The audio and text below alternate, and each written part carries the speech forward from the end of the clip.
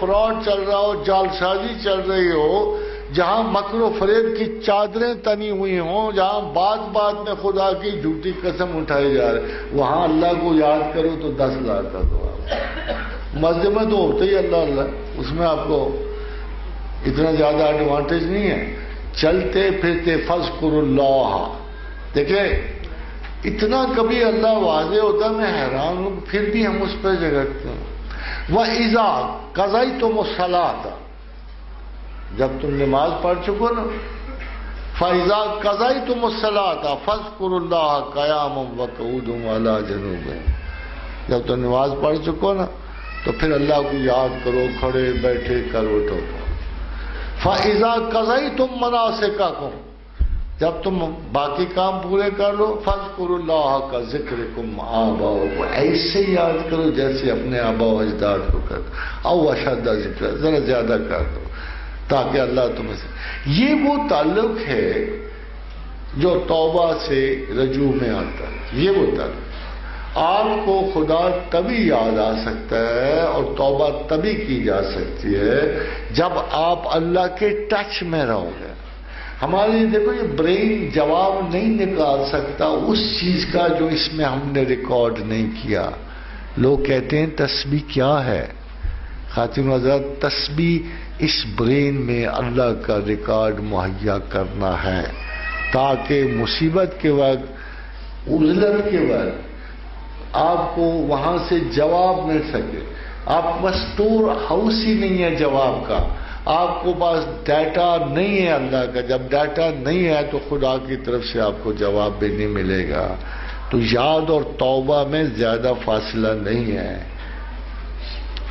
حضرت انس بن مالک نے ایسی اچھی خوبصورت مثال دی ہے کہ اللہ اپنے بندوں کی توبہ پر اتنا خوش ہوتا ہے، اتنا زیادہ خوش ہوتا ہے جیسے جنگل میں کسی کو کھویا ہوا اونٹ مل جائے۔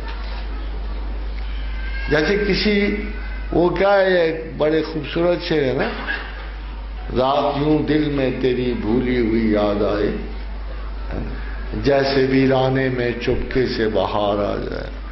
تو اصل میں انسان کی جلتی ہوئی کائنات میں، اجڑتے ہوئے لمحوں میں جب اللہ کی یاد کے ساتھ یاد آنا ضروری ہے نا، تبھی توبہ کرو گے نا، تو پھر انسانی حیات کے ذرے ذرے پہ بہار چھا جاتی ہے۔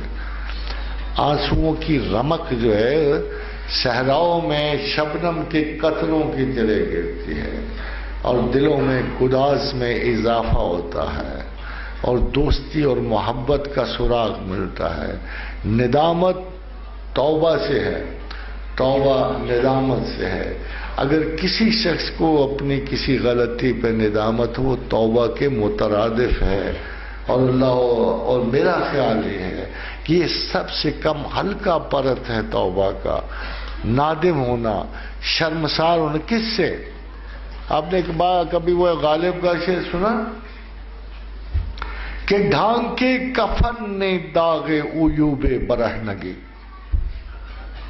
ہم تو ہر حال میں برے گندے سڑے ہیں۔ اب بایولوجیکلی دیکھو، اس طرح میں نے بہت سارے ایسے مقامات پہ انسان کو دیکھا، مجھے شرمندگی ہوئی ہے کاش میں انسان نہ ہوتا۔ جب میں اسپتالوں میں گیا، میں نے کہا کیا حشر کرتے ہیں انسانوں کا، مرد اور عورتوں کا، تو دل کہتا ہے کاش انسان ہی نہ ہوتے، جانوروں کی طرح کہیں گل سڑ گئے ہوتے ہیں۔ اس لیے کہ ہر حال میں انسان اپنی اسرت حال پہ ہوتا ہے، ہر چیز میں کمی ہے، ہر شے میں کسی نہ کسی شکست و خسارے کا گماں ہوتا ہے۔ یہ غالب نے اچھا کہا ہے، ڈھانپے کفن نے داغے عیوب برہنگی، کہ یہ تو اللہ کرے کہ کفن نے ہمارے عیب ڈھانپ لیے، کفن نے ہمارے برہنگی کے داغ ڈھانپ لیے۔